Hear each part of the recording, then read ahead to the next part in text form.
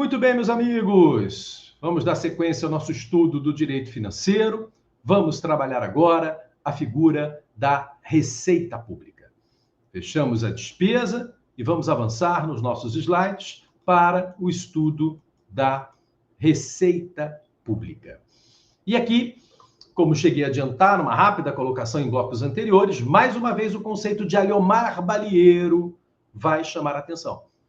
E chama mais do que o conceito de despesa. Por quê? Porque o conceito de Aliomar Balieiro, o conceito da doutrina, briga com o conceito legal de receita pública.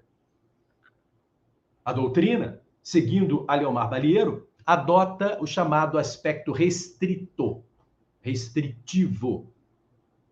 de receita pública. A lei já traz o aspecto amplo de receita pública. O que seria isso? Vamos lá.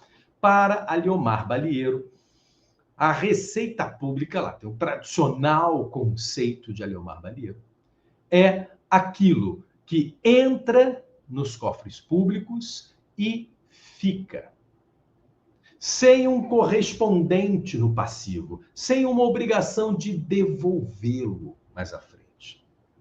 Que é o clássico exemplo da arrecadação tributária. Entrou nos cofres do município, é do município e acabou. Entrou nos cofres do Estado, é do Estado e acabou. Tem que devolver para ninguém. Entrou nos cofres da União, é da União e acabou. Por isso, chama a sua atenção para, olha aqui, clássico, como isso é repetido em concurso, hein? Receita pública no aspecto restrito, Aliomar Balieiros, lá no seu livro da Editora Forense. Receita pública é a entrada que, integrando-se no patrimônio público, sem quaisquer reservas, condições ou correspondentes do passivo, vem a crescer seu vulto como elemento novo e positivo. Então, receita é o que entra e fica. Isso é receita. O que entra e tem que sair não deve ser rotulado como receita. O que entra e tem que devolver não deve ser rotulado como receita. E é exatamente isso que faz a 4.320 de 64. Deixando de lado o conceito restrito da doutrina, a 4.320 de 64, quando trabalha o seu artigo 11, o conceito de receita pública, no seu artigo 11, você vai encontrar uma tabelinha no parágrafo 4º, onde você facilmente enxerga ingressos com correspondente no passivo.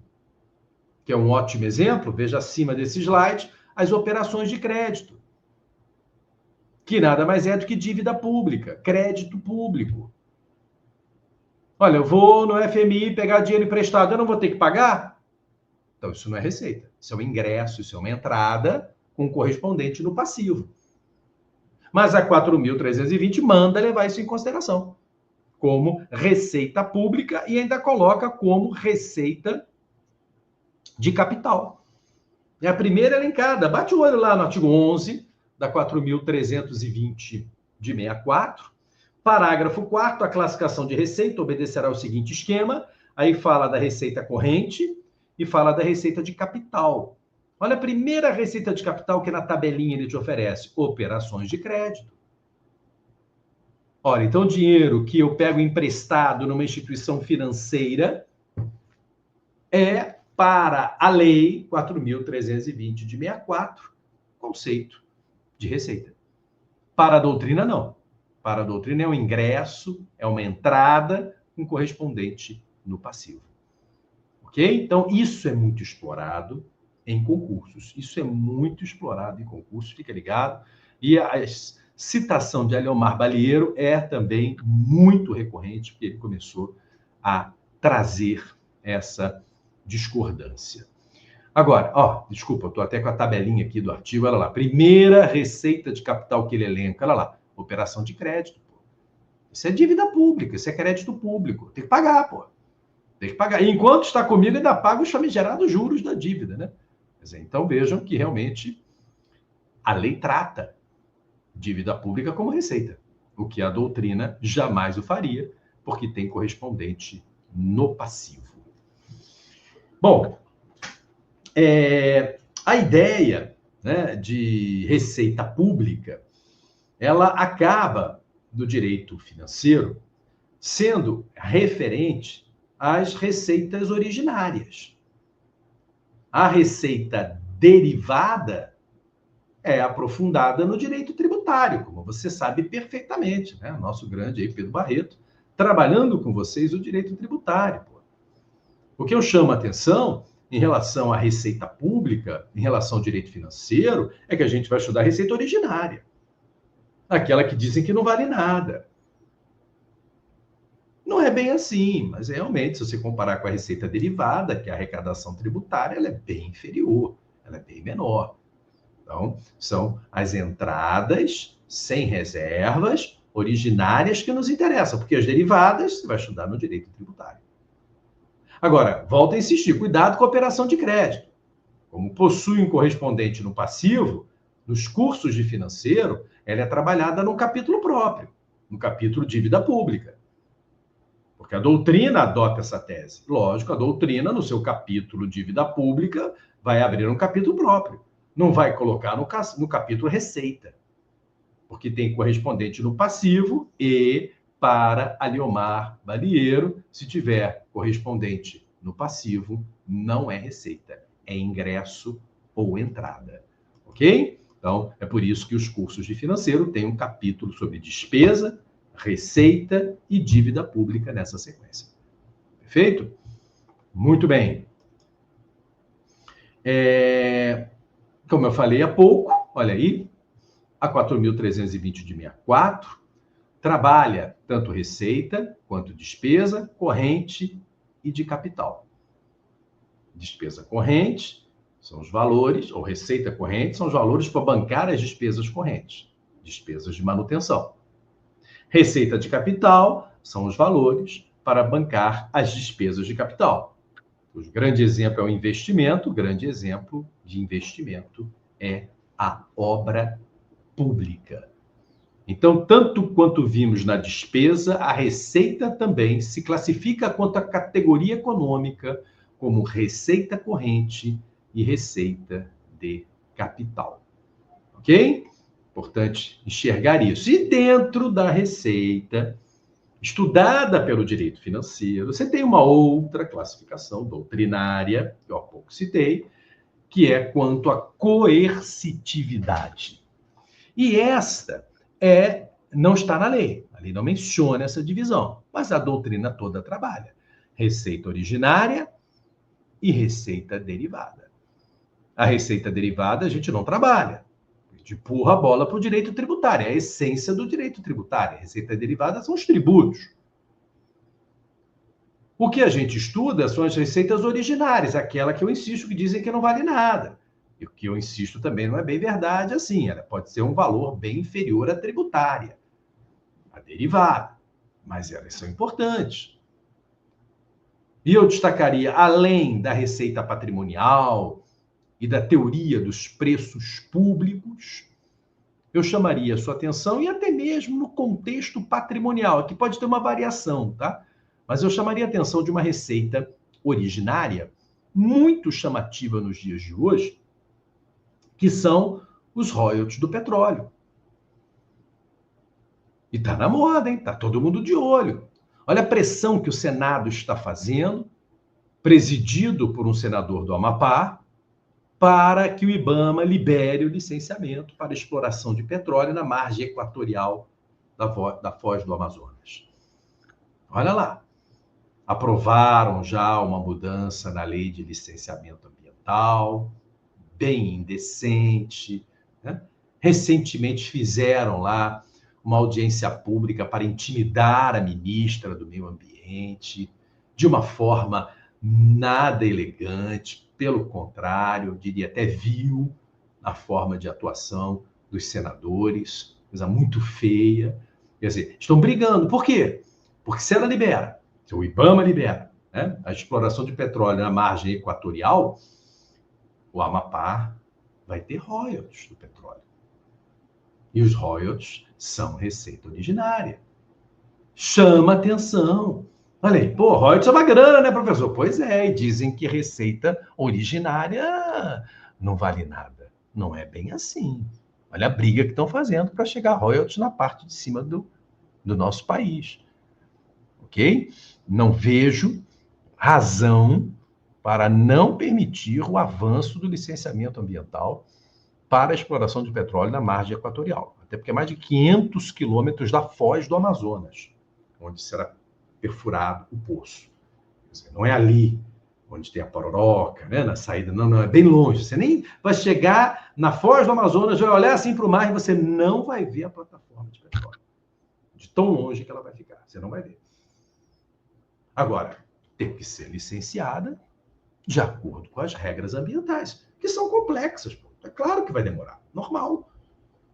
Não está demorando porque há um lenga-lenga, como o presidente lamentavelmente falou. Não está demorando porque a ministra ligou, enrola esses caras aí. Não, está demorando porque é demorado mesmo.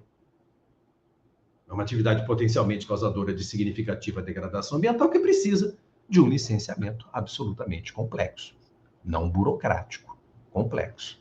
Ok? Nas nossas aulas de ambiental, a gente vai, obviamente, chamar atenção para esse detalhe. Aqui eu queria acrescentar a seguinte informação. Qual a natureza jurídica dos royalties do petróleo? Qual a natureza jurídica dos royalties do petróleo? Primeira informação que vale para qualquer ente da federação. Receita corrente originária. Isso vale para qualquer um deles.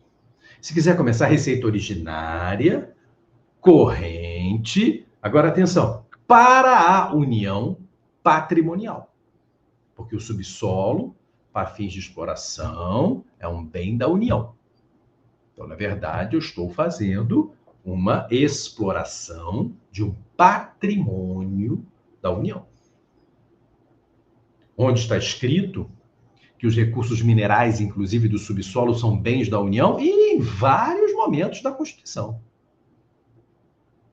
Eu te trago dois, isso vende, hein? Isso vem também no direito ambiental, porque mineração, né, chama atenção. Então, primeiro momento, artigo 20 de nossa Constituição, lógico, são bens da União. E eu chamo a sua atenção para o inciso 9º, os recursos minerais, inclusive do subsolo. Artigo 20, 9º. E eu gosto de chamar também a atenção para o 176, caput, que diz assim, as jazidas em lavra ou não, jazida de petróleo, obviamente, então está aqui, as jazidas em lavra ou não e demais recursos minerais e os potenciais de energia hidráulica constituem propriedade distinta da do solo, para efeito de exploração ou aproveitamento e pertencem à União, garantido ao concessionário a propriedade do produto da lavra e pertencem à União. Então, tudo que a União recebe da exploração de petróleo é uma receita patrimonial, porque é um bem da União. Então, natureza jurídica dos royalties de petróleo para a União, receita originária, corrente patrimonial. Para estados e municípios, receita originária, corrente. Tiro patrimonial, porque o petróleo não é do estado, o petróleo não é do município, para que eu fale em patrimonial. Perceberam? Olha, isso é muito explorado, tá? Porque todo mundo sabe que é patrimonial. E outras receitas patrimoniais, você tem, né? Foros e laudêmios em terrenos de marinha. Taxas de ocupação de bem público, que na verdade seria mais preço público do que taxa, mas são conhecidos como taxa de ocupação, não é um tributo, é um preço público. Você está ocupando o bem público, paga ao poder público. Não é obrigatório, vai depender de cada caso, tá? O uso de bem público pode ser mediante pagamento, taxa de ocupação, pode ser mediante encargo, manter a conservação da área, pode ser gratuito. Né? O poder público deixa de ganhar dinheiro em muitos casos, não só não cobrando, como cobrando preços muito aquém do valor de mercado. É uma crítica também feita do porquê que se fala que a receita originária arrecada muito pouco para o governo, né? Exatamente por força desse detalhe. Ok? Muito bem, então, vejam aí exemplos de receita originária aprofundado, estudado pelo direito administrativo. Vale lembrar que foros e terrenos de marinha são encontrados os laudêmios, né? E são encontrados por força do contrato de aforamento. Eu ouvi dizer que o Código Civil acabou com os contratos de enfiteuse. Porém, no mesmo artigo, acho que é 2038, olha que exagero, artigo 2038 do Código Civil, o parágrafo 2º fala que ele continua sendo aplicado em terrenos de marinha, que é o caso. Então, o enfiteuta de um terreno de marinha vai pagar foro anual e, quando vender o domínio útil que possui, vai recolher laudêmio para a SPU, Secretaria de Patrimônio da União, na casa de 5% do valor do domínio pleno do imóvel. Que pega o domínio direto da União, mas o domínio útil, o valor cheio. Uma grana, é uma grana. E isso ainda é uma receita originária patrimonial da União. Beleza? Então, estão aí as principais colocações referentes à receita pública. Vamos avançar e vamos trazer agora algumas considerações sobre a dívida pública. Algumas considerações sobre o crédito público. E é sempre bom lembrar que o poder público não é só devedor, né? O poder público não é só o tomador de empréstimo, que é o que normalmente a gente vê no nosso país, né? O nosso país tem a sua dívida, como todos os países têm suas dívidas, só que a hora mantém controlada, a hora perde o controle, aumenta demais a proporção do PIB e tal, né? Mas todos os países, né, trabalham com crédito público para realizarem seus objetivos. O Brasil não é diferente. Então, a gente cresceu, pelo menos a minha geração, né? Somente com a dívida enorme com a FMI, que não existe mais. Isso melhora muito a nossa imagem, né? Mas, enfim, nós crescemos com o país tomando empréstimo, fazendo dívida, devedor. Mas é bom lembrar que o Brasil também é credor. Você tem empréstimos do governo brasileiro a vários países africanos que devem ao Brasil. Então, crédito público não é só o lado do devedor, que você tem que ficar atento, é o lado do credor também. O Brasil, ora é devedor, ora é credor, dependendo do caso concreto. Tá? Essa dívida pública, ela, com frequência, se divide em dívida consolidada e dívida mobiliária. E repare que a LRF conceitua dívida consolidada e dívida mobiliária no seu artigo 29. O artigo 29, aliás, é um capítulo bem extenso, do 29 ao 40. A LRF fala da dívida pública e o inciso 1º diz assim: dívida pública consolidada ou fundada. Montante total, apurado sem duplicidade, das obrigações financeiras do ente da federação assumidas em virtude de leis, contratos, convênios ou tratados e da realização de operações de crédito para amortização em prazo superior a 12 meses. Dívida consolidada costuma ser uma dívida de longa duração, onde o país busca recursos para atender seus interesses. Pegando, né, obviamente, dinheiro emprestado no FMI, no BIRD, no Itaú, no Bradesco, enfim, dívida interna, dívida externa, aí tanto faz, né? Agora, olha o detalhe, isso você precisa saber dizer, da dívida mobiliária.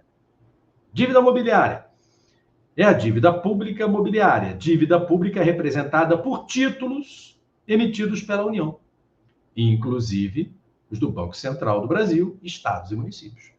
Olha, então a União emite um título da dívida pública, ela está fazendo dívida, porque ela está captando o recurso agora para pagar daqui a 20 anos. Letras do Tesouro Nacional.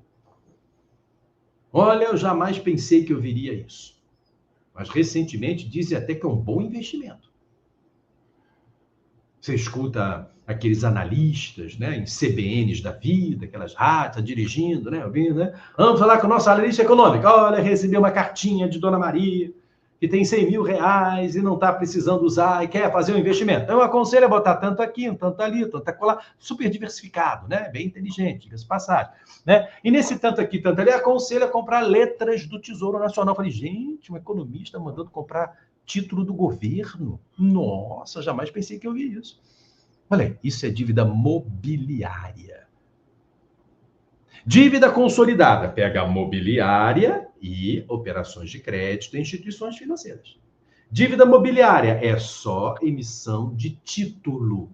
Então, quando eu falo em dívida mobiliária, estamos falando na dívida exclusivamente trabalhada na emissão de títulos do governo brasileiro. Perfeito? Dívida consolidada, qualquer modelo de dívida. Pegar dinheiro emprestado e emitir título. Dívida mobiliária, apenas a emissão de títulos do governo. Certo? Dois conceitos muito importantes aqui no artigo 29 da LRF. A dívida pública tem princípios constitucionais que chamam a atenção. O mais conhecido e trabalhado é a regra de ouro, que está no artigo 67 da Constituição. Mas temos também o fim da extraordinariedade da emissão de títulos públicos. O princípio do fim da extraordinariedade da feitura da dívida. Vamos olhar para esses artigos e fazer aí as devidas colocações, destacando em especial o que é a regra de ouro. Artigo 167, inciso 3º da Constituição. E olha, de cara, na lata, olha aqui no slide, é a proibição de se fazer dívida para pagamento de despesa corrente. Porque despesa corrente é despesa de manutenção, é aquela que não me traz nada em volta. Pagar vencimento do servidor. Acabou. Quer fazer dívida? Pelo menos bota alguma coisa aí. Como, por exemplo, uma obra pública. Ah, então posso fazer dívida para despesa de capital? Pode. Fazer dívida para despesa corrente? Não. Isto é a regra de ouro.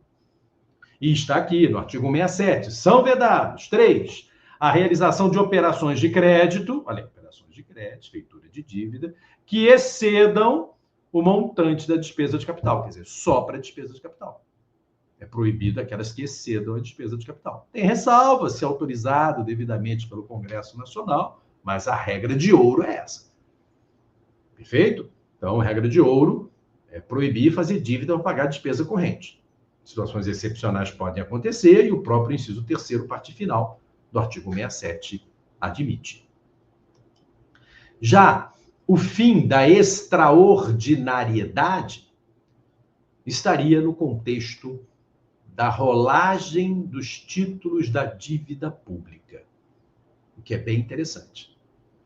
Antes, vamos ler, olha aqui embaixo, o fundamento para tal, parágrafo 8º do artigo 165 de nossa Constituição. Princípio da exclusividade, como a gente já viu na lei orçamentária. Diz lá, a lei orçamentária anual não conterá dispositivo estranho à previsão de receita ou fixação de despesa. Agora, não se incluindo na proibição, logo, entrando na LOA, não ferindo a exclusividade, a autorização para abertura de créditos suplementares e contratação de operações de crédito. Olha, contratação de operações de crédito é algo que tem que estar previsto na lei orçamentária. Acabou a extraordinariedade. Eu leio a lei orçamentária e já sei quantos títulos serão emitidos no ano seguinte. Isso gera uma estabilidade. E o contexto da dívida brasileira, que se diz impagável, né?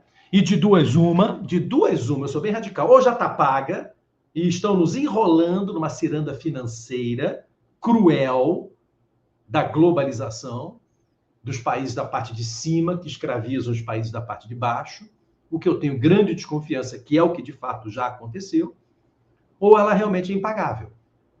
Porque, inclusive, o país nem se esmera em pagar, ele se esmera em rolar a dívida. O que é? Emitir título para pagar título. Por isso que é ligada à dívida mobiliária, essa matéria. O fim da extraordinariedade. Repare, eu sei quando o título vai vencer. E eu vou ter que pagar o credor, com juros, com correção, né? Que ele está esperando. Que eu acenei para ele, gostei, tá dando isso tudo, compro. Daqui a 20 anos a gente conversa. Aí você tem que me pagar tudo que foi prometido.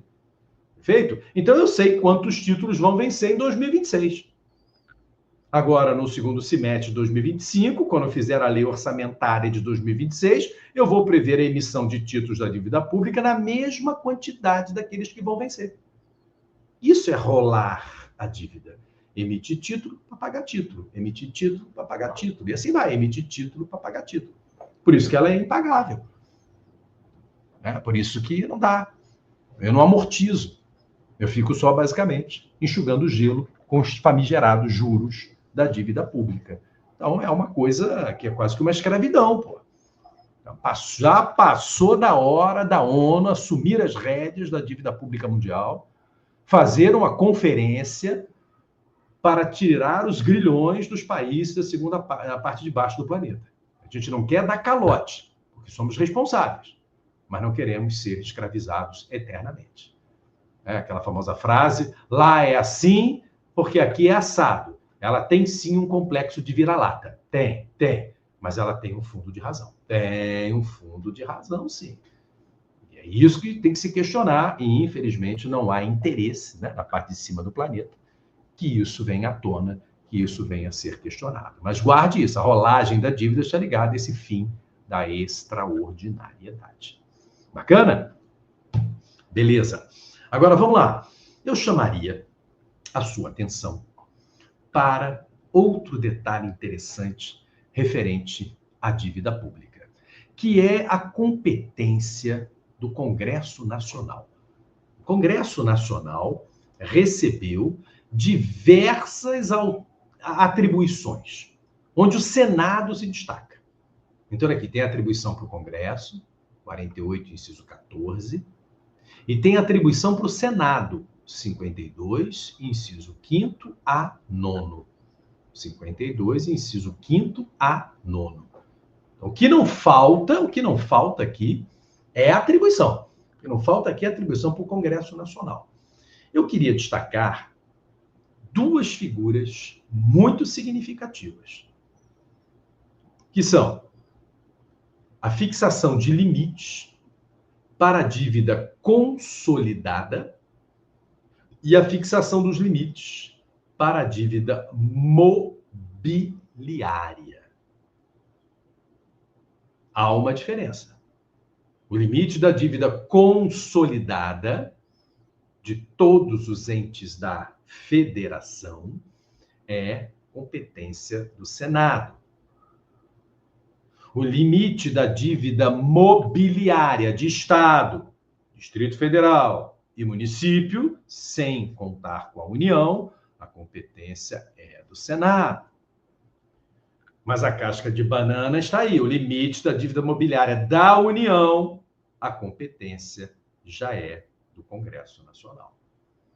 E você vai achar essas informações aqui, nesses artigos. Olha lá o 48, que fala genericamente, cabe ao Congresso Nacional, com sanção do presidente, inciso 14 do 48, inciso 14, moeda, cabe ao Congresso, né? Moeda, limites de emissão e montante da dívida mobiliária federal. Então, olha aqui, o que está a engrenar aqui está no 48, inciso 14, a competência do Congresso Nacional. Agora, se você for no 52, que fala, compete privativamente ao Senado Federal, você vai encontrar no inciso 6º, cabe ao Senado fixar, por proposta do presidente da República, limites globais para o montante da dívida consolidada da União, dos Estados Federal e dos municípios. Olha lá, dívida consolidada de todos os entes é o Senado. E chama atenção para o inciso 9º, do mesmo 52, cabe ao Senado estabelecer limites globais e condições para o montante da dívida mobiliária dos estados, do Distrito Federal e dos municípios. É o globo ali do centro. Não tem União. Aí é a competência do Senado. Quando é dívida mobiliária da União, aí, meu amigo, aí você vai para o Congresso Nacional como um todo, as duas casas tendo que apreciar tal limite. Beleza? Então, aí estão as principais informações sobre a dívida pública. De certa forma, meus amigos, esse bloco, dependendo de como você enxerga, né, ele falou de receita pública.